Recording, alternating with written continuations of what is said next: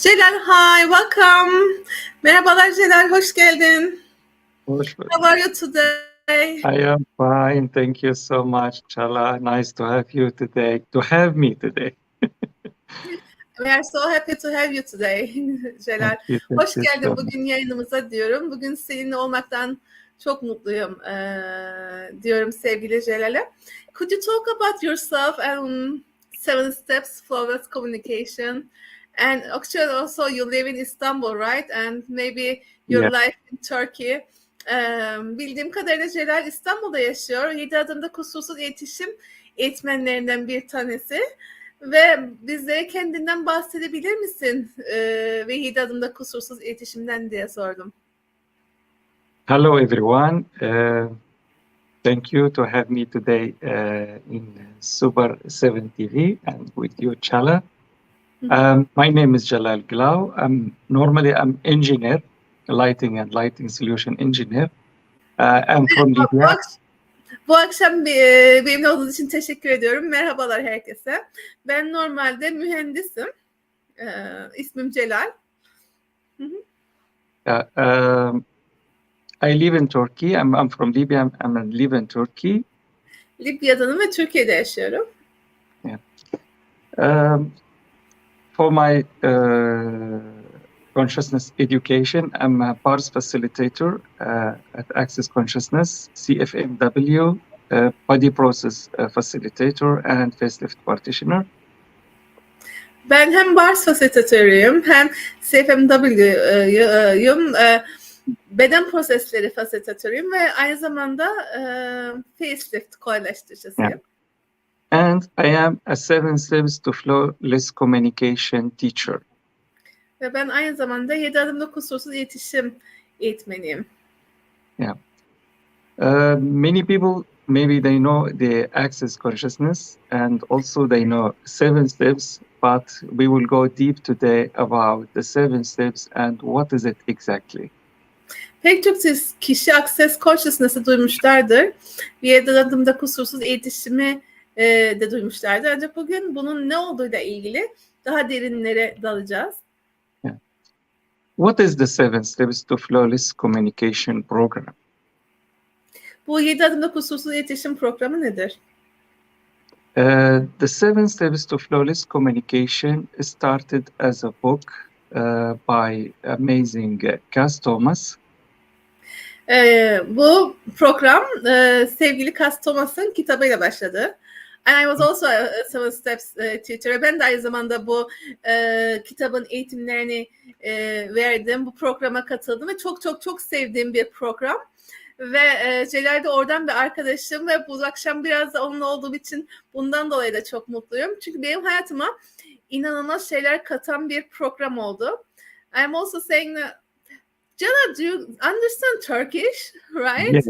I think, you know... Because I am using the 7 steps. Sen Türkçe anlıyorsun aslında değil mi dedim. Evet tabii, çünkü ben 7 adımda kusursuz iletişimi kullanıyorum. Yeah. Okay. What do you mean by that? Yeah, I will tell you. Bununla ne demek istediğini sana söyleyeceğim. Yeah. This book of the 7 steps to flawless communication, it's available in 20 languages around the world. Bu dünyada yaklaşık 20 ayrı dilde tercüme edilmiş bir kitap. And also the program including classes which done by the teachers around the world with different languages. Aynı zamanda bu dünyanın her tarafından öğretmenler bu kitabın eğitimlerini veriyorlar. Farklı dillerde. When you read the book, you will learn what is the 7 steps and step 1, step 2, step 3 until the 7th step. Kitabı okuduğunuzda iletişimle ilgili bu adımların ne olduğunu öğreniyorsunuz. 1. adım, 2. adım, 3. adım, 4. adım gibi 7 adım. But when you're joining the classes with the teachers around the world, you will have more exercises in these classes and you will feel with their energy. Ama aynı zamanda siz eğer Bu eğitime katılırsanız bu adımları teker teker öğretmenle beraber yapıyorsunuz ve bunun enerjilerine de bağlanıyor oluyorsunuz. I have been in a class last Saturday in Turkish language. Ben geçen hafta sonu cumartesi günü Türkçe olan bir sınıftaydım. I was as a guest, Ben bir misafirdim orada. but the teacher was speaking Turkish, and all the people is Turkish people, but I understand every word. Öğretmen Türkçe konuşuyordu. Oradaki herkes de Türkçe ama her kelimeyi anladım. So what we learned in the 7 steps what we got when we used the 7 steps, that we can communicate with the people even if we don't know their languages. Ve biz bu programa, bu dersi aldığımız zaman biz o kişiler, o dilini bilmediğimiz kişilerin yanında bile olsak biz o dilde iletişimi anlıyoruz ve o dilde iletişim kurabiliyoruz. So 7 steps, they bring you in a space to be connected to yourself, to your body. 7 adım sizi kendinize ve bedeninize bağlantı kuracağınız bir alana getiriyor. Yeah. When you be connected with your body and yourself, you can establish a connection with the other Kendinizle önce bağlantıyı sağladıktan sonra geriye kalan kişiler ve şeylerle de çevrenizdeki bağlantıyı sağlayabiliyorsunuz. So it's not about the communication or the connection with the people. It's a connection with everything around you. Bu kısaca sadece insanlarla bağlantıda olmakla, iletişim kurmaktan ibaret kalmıyor. Çevrenizdeki her şeyle iletişiminizi etkiliyor. Also, you will learn when you be connected or when you be disconnected, and when you must reconnect yourself with this. Kendinizle ne zaman bağlantıda olduğunuzu, bağlantıda olup olmadığınızı ve olmadığınızda tekrar nasıl bağlantı kuracağınızı öğreniyorsunuz. So we have 3 phases: connecting, disconnecting, and reconnecting. 3 bölümden oluşuyor. Bağlantı kurma, bağlantıdan ayrılma ve tekrar bağlantı kurma. Yeah. Please correct me as a teacher if I... Eğer eksi bir şey olursa sen de bir öğretmen olarak beni de öğret. It's going great. This is what I am doing in my classes. I like to be active. My classes be active with the participants better than I just speak and they listen. İnsanlar, sınıflarım da böyle oluyor. Daha iyi oluyor. Ben konuşuyorum, onlar dinliyor. Yeah. So we have 3 classes in the 7 steps. 3 sınıf var 7 adımda kusursuz iletişimde. Intro class, preload class, and explosion class. Giriş sınıfı, prelude sınıfı ve patlama sınıfı. And also we have advanced classes. Ve ileri sınıflarımız da var. Yeah. When you talk these 3 classes, especially the explosion, and you will be a teacher, you will able to have abundance classes. Patlama sınıfları yaparsınız, eğitmen de olabilirsiniz ve o zaman bolluk bereket sınıfı da yapabiliyorsunuz. So in these classes we will learn what is the 7 steps. Bu sınıflarda biz 7 adımın ne olduğunu öğreniyoruz. Okay, if we talk as example for the first step, show me the magic. İlk örnek şu sihrin kendisi olmakla başlıyor. Show me the magic. That means we are asking you. Sihri göstermek. Sihri göstermek sorduğunda şunu diyoruz. Biz size şunu soruyoruz. You will discover your talents and unequal way to do something. Siz bu konuda ilgili kendi yeteneklerinizi keşfedeceksiniz ve farklı bir yapış şeklini bulacaksınız. Many people they can do the same thing, but Okay, let I have as example. If you want to drink a coffee, there is a lot Örnek of kind verelim. of coffee shops. Mesela bir kahve içmek istedik. Pek çok kahve dükkanı var. They are using the same coffee, the same milk, the same everything, but Aynı the taste is kahveyi different. kullanıyorlar. Aynı sütü kullanıyorlar ama ortada bir farklılık var.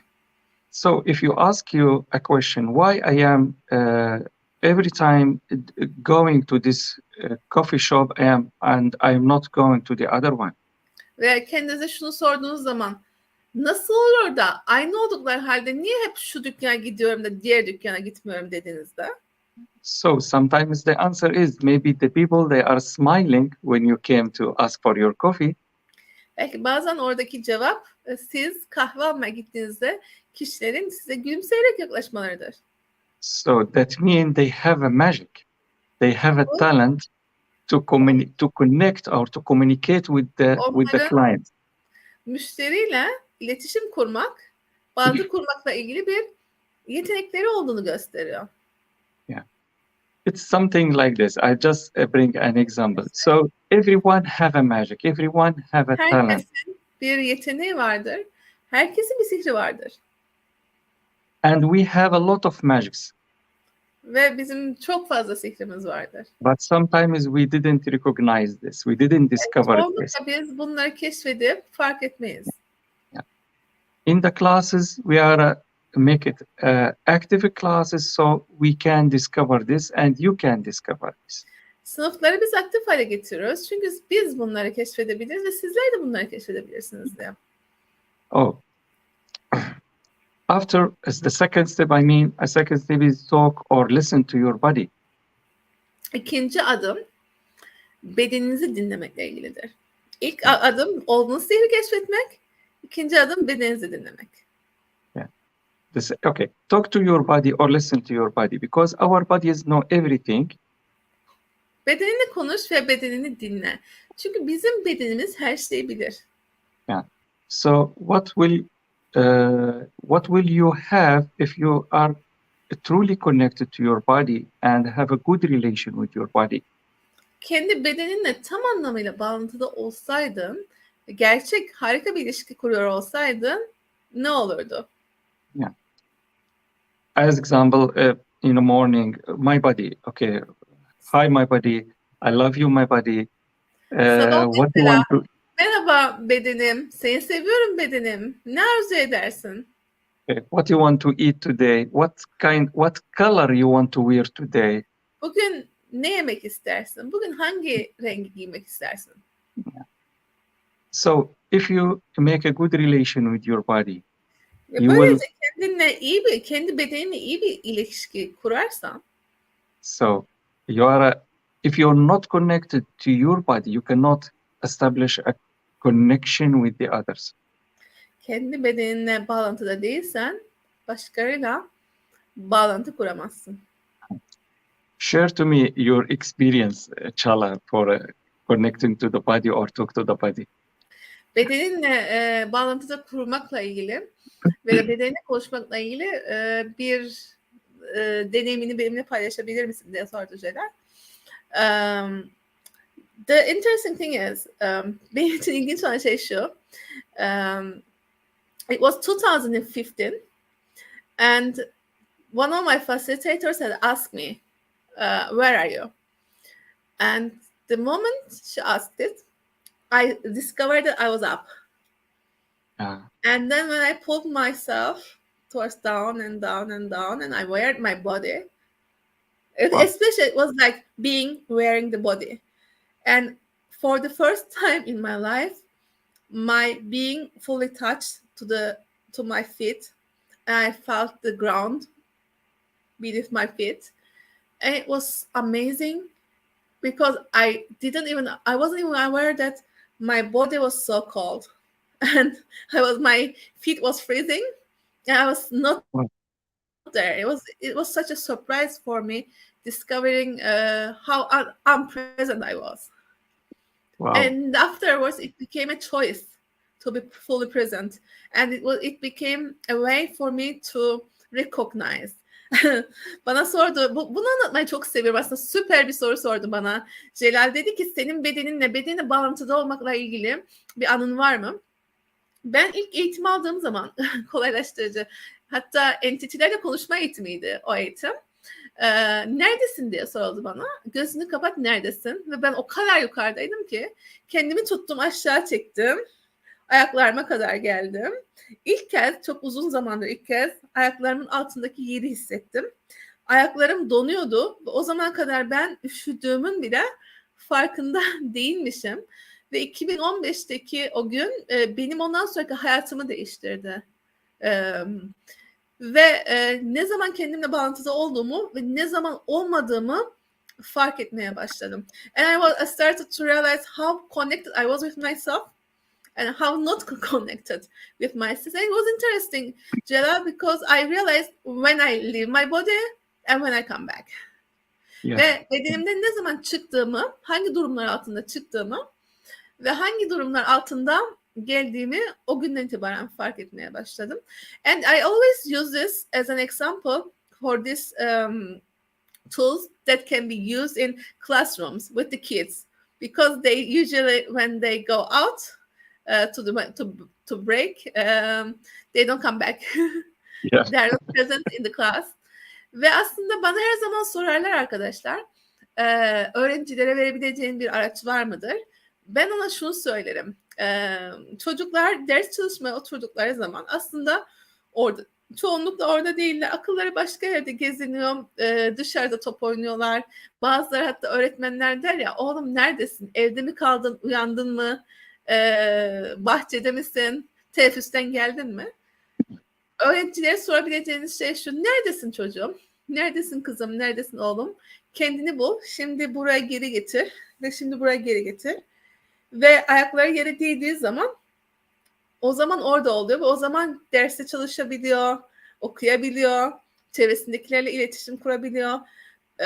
Muhteşem bir araç ve bence bu 7 adımda kusursuz iletişimin okullara girmesini gerçekten çok arzu ederdim. Sadece bu aracın bile orada olmasını. I also say that like I wish all of the teachers and schools had included this tool.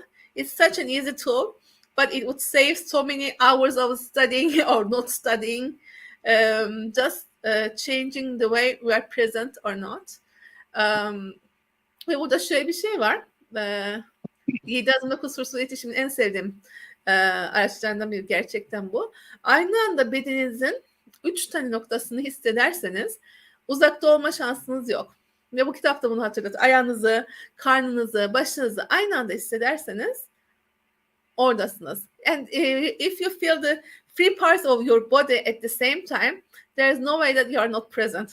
So it's in a way time saving for us, and the magic that how much less time is required to finish something, you know, how fast we can be.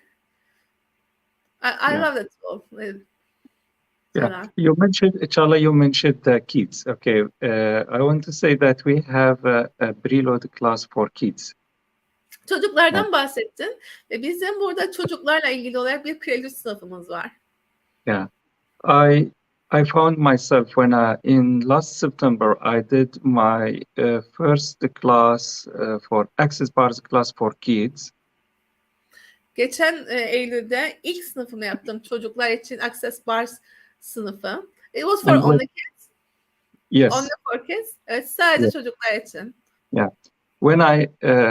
When I choose to do this class, days before there's a question came to my mind. Bu sınıfı yapmadan önce, günler önce aklıma şu soru gelmişti. We are using this modality or these techniques as access bars or the service for ourselves in order to to be in consciousness, to improve ourselves. Bu araçları biz bilinçli olmak, kendimizi ilerletmek için kullanıyoruz. So the question was, what will create for kids if they learn this steps, the 7 steps I mean now?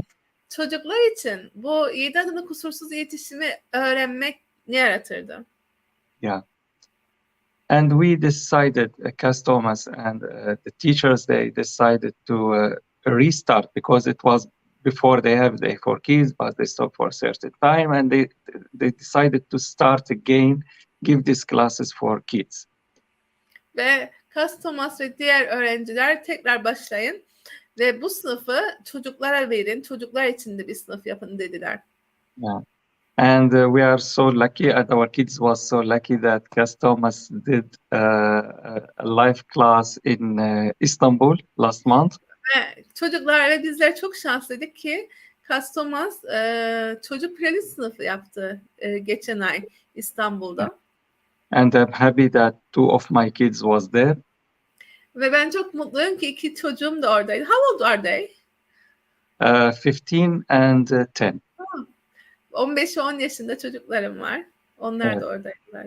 And my little son, I have a story with him about using the 7 steps. Ve benim küçük oğlumla bir hikayem var onun 7 adımı kullanmasıyla ilgili. My son, he is very sensitive to the energy. He can feel with the energy if it's good, bad, or something. Benim oğlum çok hassas enerjiye karşı. Bütün gelen enerjiyi algılayabiliyor. And we was in a crowded area. Kalabalık bir bölgedeydik. And he feel very heavy and he start crying. Çok ağır hissetti kendini ve ağlamaya başladı. Me too, I recognized the energy was mixed. Yeah. Ben de andaki enerjinin karma karışık olduğunu hissettim. So we decided to go outside of this place. It was in the seaside. Biz deniz tarafına doğru dışarıya çıkmaya seçtik. Okay, I sit on the chair and he was beside me. Ben sandalyede oturdum, o yanımdaydı. He said, "What can I do? Which step I can use now to be more better?" Hangi aracı kullanabilirim daha iyi hissetmek için dedi.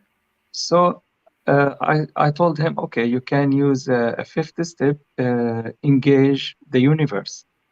5. adımı kullanabilirsin. Evrenle bağlantı kur. Yeah. So he went to the seaside. Deniz kenarına gitti, orada oturdu. Yeah, he sit there. And maybe 5, 6, 7 minutes he came back to me with a different face, with different energy.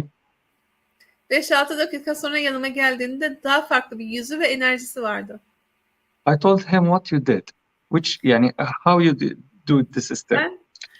Sen ne yaptın orada? Hangi adımı kullandın diye sordum. He told me I was talking to the sea. I asking him to take all the energy which not supporting me. Beni desteklemeyen bütün enerjileri denize üzerimden almasını söyledim. After a while, I asked him to the sea to give me a fresh and good energy as contribution energy. Denize sordum. Ondan beni destekleyecek, bana katkı olacak enerji istedim. Ve bu kadar basitti. Bu kadardı. Yani that means you are not alone. Bu şu demek, sen yalnız değilsin. So we can use everything around us. Çevremizdeki her şeyi kullanabiliriz. Trees, the earth, sea, a mountain, denizi, dağları. Invisible entities. Görünmeyen varlıkları. And you like the entities. You are talk to the entities.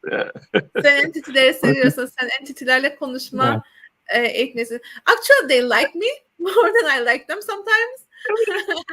Aslında onlar benim onları sevdiğimden çoğunlukla daha çok seviyorlar. Because they like to communicate. They like to be recognized like all of us, because all of the beings, no matter bodied or embodied, desires to be known, you know. I can.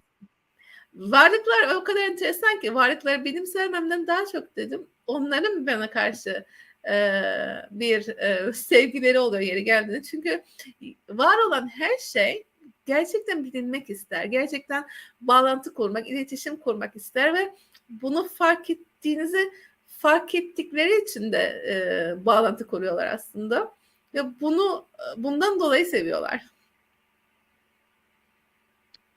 Yes, and Contribution. we But at the same time, it's like the 7 steps. Like once you learn to communicate, then you communicate with everything. And 7 steps also is an invitation for us that there's more communication than words, more Yes. communication than people, and how much we are really interconnected with everything. Aslında Yes. 7 adımda kusursuz iletişimin bize verdiği şey insanlarla sözlü iletişimden daha çok sözsüz iletişimin ne kadar iletişimin parçası olduğunu, her şey ağaçlardan, evren, entiteler, insanların da dışında olan muazzam bir iletişim olduğu, onların sürekli bizimle iletişim kurdukları ve bizim sürekli onlarla iletişim kurduğumuz. Do you have any interesting communication with entities? Have you ever had any interesting communications with them? Hiç entitilerle ilginç bir iletişimin oldu mu diye sordum. I just I didn't have any class about talk to the entities, but I bought from Access the Shannon O'Hara loop clearing. Ben hiç entitilerle konuşma sınıfı almadım ama Access'ten Shannon O'Hara'nın demon temizliği ile ilgili olan şey almıştım. Yeah, I have a story about using this clearing. Bu temizlemeyi kullanmakla ilgili bir hikayem var. Yeah. I have a house in Istanbul. İstanbul'da bir evim var. And I want to sell this house, but long time there is nobody came, or maybe they came but they didn't Evi buy. satmak istiyordum. Uzunca zaman kimse gelmedi ya da geldiler ama almadılar. So I had a awareness that maybe there's some entities they are living there and didn't like to sell this home. Farkındalığım oldu. Belki o evde yaşayan entiteler vardır ve bu evin satılmasını arzu etmiyorlar.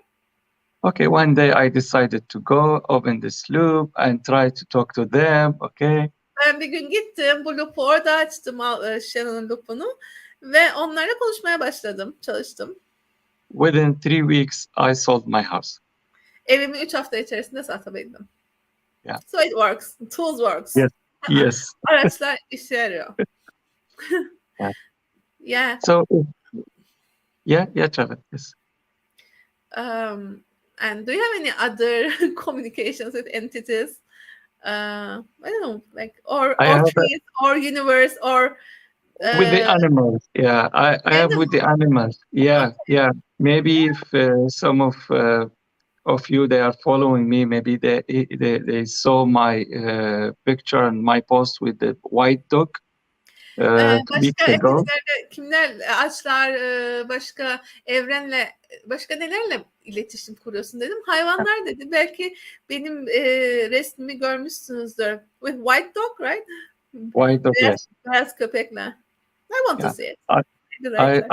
I was in gifting and receiving day. Ben bir hediyelendirme günündeydim. Yeah, I was receiving a session. Bir seans alıyordum. And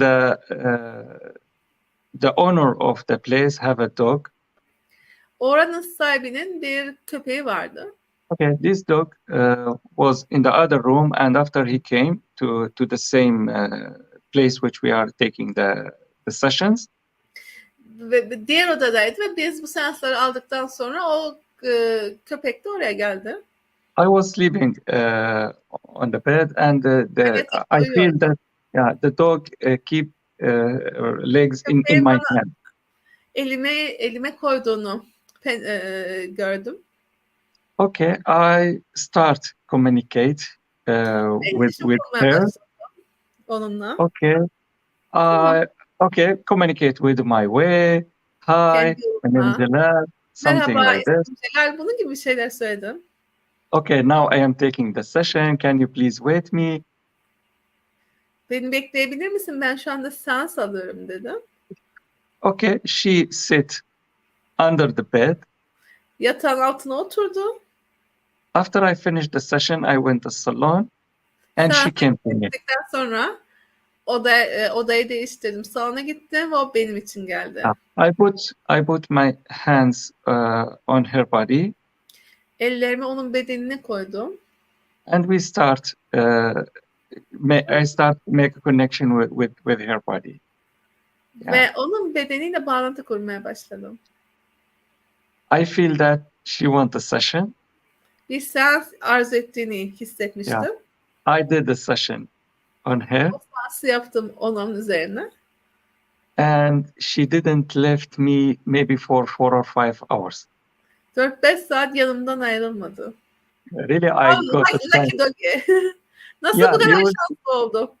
You will see the photos in Instagram. You'll find it. Yeah. Instagram'da resimleri görebilirsin. So we can ask the contribution from the animals also. Hayvanlardan da katkı isteyebilirsin. And they can ask a contribution from us. And bu two ways like gifting and receiving. Aslında, and one of the things access really reminds us that gifting also is receiving, and receiving is also a gifting. Aslında burada köpekle yaşadığı şey ve köpek ondan seans istiyor ama aynı zamanda köpekler onu alırken de hediyelendiriyor ve Access'in bize hatırlattığı bir şey. Hediyelendirmenin karşılıklı olduğu, hediye verirken aslında aldığımız, alırken aslında verdiğimiz. Because we have got energy flows. And Yes. 7 Steps Communication ve 7 Adımda Kusursuz İletişim kitabı bize aslında iletişimde enerji akışlarının ne kadar önemli olduğunu ve aslında ne kadar kolay, and it's also easy, kolay bir şekilde yönlendirilebildiğini, katkı olacak bir şekilde iletişime nasıl kullanabileceğimizi de öğretiyor. As you said in systems, we have this expand your zone as a step number 6. That's an amazing step really. 6. Bu şeyden sonra bu enerji akışları dışında 6. adım farkındalık hattını genişletmekle ilgili. Jalal biraz ondan bahsedecek. It's like these are the tools I use all the time, and sometimes I don't even realize that I'm using them. But it's so much part of our daily life. Like I think it's like that for you, Jalal, right? But it's part of your everyday, every minute life. Yeah. This is what I am doing in 7 steps. Okay, we have 7 steps. You can use one of them separately, but many times you can mix all of them or some of them. Bu 7 adımı, her bir adımı ayrı ayrı kullanabilirsiniz ama çoğunlukla hepsinin tamamını ya da bazılarını birbirine ekliyoruz. And you are going to talk about step 6, expanding your zone. Ve sen farkındalık hattını genişletmekten bahsedecektin değil mi dedim. Okay, let me just tell this story after we will see the energy. Okay. Enerji gördükten sonra hikaye anlatayım. Tamam. Yeah, I saw video and I shared with my all my 7 steps participants. I make a group for them, and we are talking every day about the 7 steps. Bir grup yaptım ve biz onlarla her zaman 7 adım üzerine konuşuyoruz. So this video was there is a many of you they know this American Got Talent program. Amerika'nın yeteneksizsiniz programı. Hadi Türkiye'de de var o. So there is a lady. She came to this stage. Orada bir hanım vardı ve sahneye geldi. And okay, she was a singer. Okay, she sing a song, and they used this song in one movie. O bir şarkı söyledi ve o şarkıyı bir filmde kullandılar. Okay, and many people they know this song, but they didn't know who is the singer. Pek çok kişi bu şarkıyı biliyordu ama şarkıcısının kim olduğunu, kimin söylediğini bilmiyordu. She decided after seven years to come to this stage and sing this song. 7 sene sonra sahneye çıkıp bu şarkıyı söylemeye karar verdi. And she won the golden buzz in Ve that Golden Buzz step. kazandı. Altın. So I sent this video to the group and I asked them, okay, can you please tell me which steps and which step she used and she recognized it in this video. Bu videoda fark edeceğimi bana söyleyebilir misin dedim. Bu gruba gönderdim. Sizler bu videoda hangi adımın kullanıldığını fark ediyorsunuz. So my answer was she had a magic. Benim cevabım şu. Onun And sihri vardı. Yeah, she know her magic, but she was beyond the veil. Ama maskelerin arkasındaydı. This is beyond the veil. It's the third step, by the way. Bu dördüncü. Yeah, and she had a lot of barriers. Çok fazla bariyeri vardı. Yeah, she didn't have a power to go to the stage and sing. Ve sahneye çıkıp şarkı söyleyecek güçte hissetmiyordu. So after she expanded her zone and lowered her barrier. Genişlettikten sonra bariyerleri de indirdikten sonra. Yeah. And maskeyi de indirdikten sonra. Exactly. Get beyond the mask. She sing this song and they like it. Ve onu they like it and she won. Ve kazandı.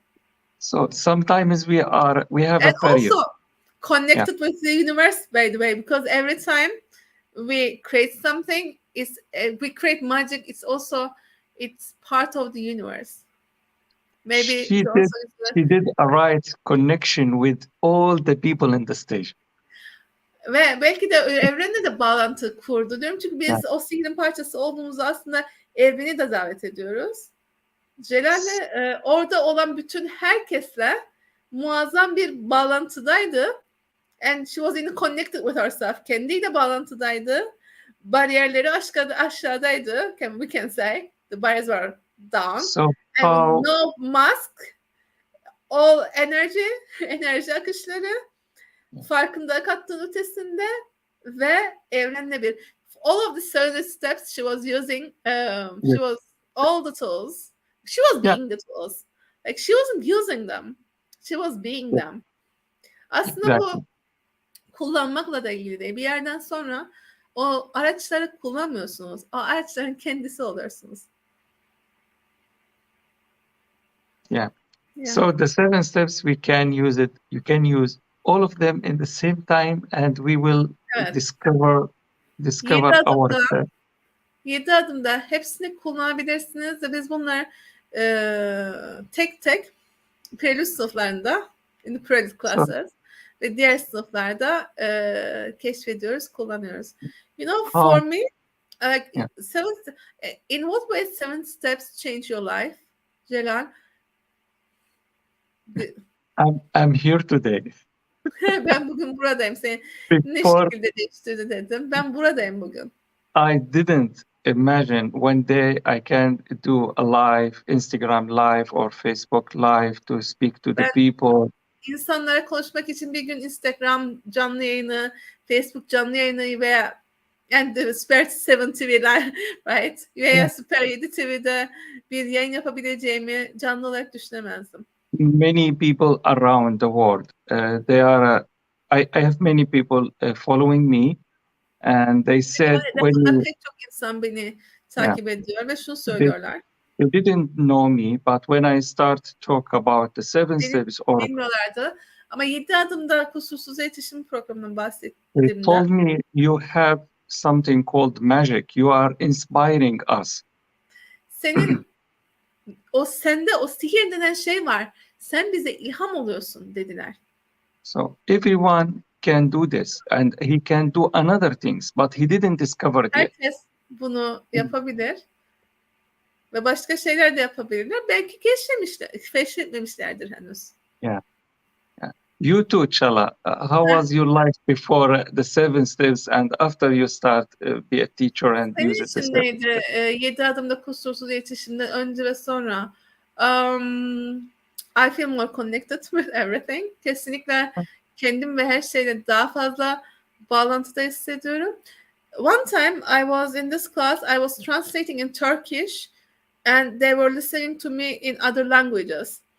And so I realized that although they may not know Turkish, they are still listening to me. And I can still connect with them. I was translating for Turkish people, but I realized that I can also have connection with those that doesn't have quote unquote Turkish.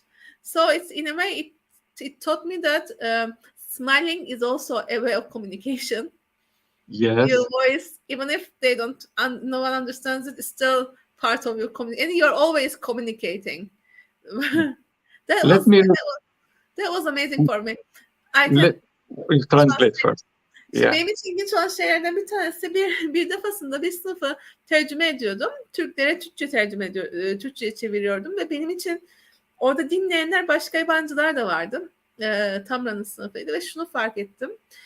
Bilmiyor dahi olsalar Türkçeyi aslında sesimi duyuyorlardı, beni görüyorlardı ve onlarla hala daha bir bağlantı kurduğumu, onlarla da bağlantıda olduğumu fark ettim. Sadece tercüme ettiğim grupla değil ve gülümsemenin dahi iletişimin bir parçası olduğunu bana öğretti. It also talked about nonverbal communication being part of communication, and also you can be silly with words like, and it's not the words that are communicated. That's for example, for me probably the most important message was it's not the words that you are communicating with the words. Yeah. Yani sadece sözcükleri iletişim kurduğunuzda her iletişiminin, her bağlantının kelimelerin ne kadar ötesinde olduğunu bana hatırlattı Adımda kusursuz iletişim.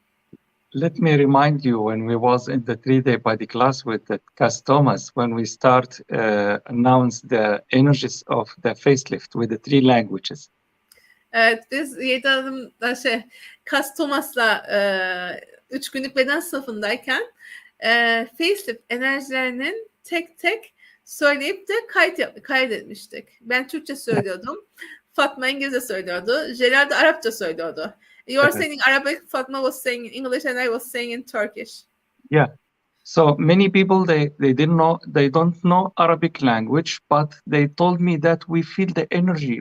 We understand every word you talk. Kişi Arapça bilmiyordu ama biz enerjiyi hissettik. Söylediğin her kelimenin altı doluydu dediler. So, some of them, Parish, is my friend. He still till now after 1 month he have some Arabic words. Every time he call me, he announced these words to me. Ve Barış Ali da benim arkadaşım ve şu anda Arapça bazı kelimeleri bildiğini söylüyor ve bana bunu iletiyor. Yeah, so it's the communication is not the words, is not. İletişim bir savaştır. And I always like what Kas says about there are more things that unites us than separates us, and energy is our primary language. Yes. And I use this in my language classes. When you know the energy language, there isn't any foreigner. There isn't any foreign language. Ben bunu her zaman dil sınıflarımda söylüyorum. Bizi birleştirenler bizi ayıranlardan fazladır. Bizim ana dilimiz enerjidir. Eğer siz ana diliniz olan enerjiyi biliyorsanız hiçbir dil sizin için yabancı dil değildir. Yeah. And the last step is establish a true connection or connect to the earth. Dünyaya bağlanmak, dünyayla bağlantı kurmak. I think we only have 2 minutes, so we are. I just want to say that the first 2 classes, intro and the preload classes, they are doing by teachers, and the explosion class doing by customers. Ve size şunu hatırlatmak istedim. İlk intro sınıfları, preload sınıfları 7 adımda kusursuz iletişim eğitmenlerince veriliyor. Patlama sınıfını yalnızca customers veriyor. So for more information, you can use you can go to customers.com or 7steps.us. Veya 7 Steps 7 adımda kusursuz iletişimin sayfasına gidebilirsiniz. You will find all the information. Ve Orada da bilgiyi bulacaksınız. And they can also always have our Instagrams write to us and we will contribute Yeah. or answer their questions. Thank you so much, Çağla. Thank you, for Jalal. It's always good this. to see you. Yeah, nice Teşekkür to see you. ediyorum sevgili Celal'e programıma katıldığı için. Bu akşamlık bu kadar. 7 adımda kusursuz iletişimle ilgili bilgi almak istiyorsanız Celal'e, Kastomasa hatta bana yazabilirsiniz. By the Gerçekten way, I have a class next Sunday. ve gelecek pazar benim bir sınıfım var diye It's a ekledi. preloaded class live in Istanbul. İstanbul'da canlı bir private sınıfım var. Yeah. With the English, Arabic and Turkish language. İngilizce, Arapça ve Türkçe dillerinde. Yeah, it's the first time for me to do a class in 3 languages. 3 dilde. Yay! How does it get any better than this? Better İlk than kez this, yes. Arapça, İngilizce ve Türkçe olan bir sınıf yapıyorum. Thank you again. Teşekkürler. Görüşmek And üzere what else diyorum. is possible? Başka?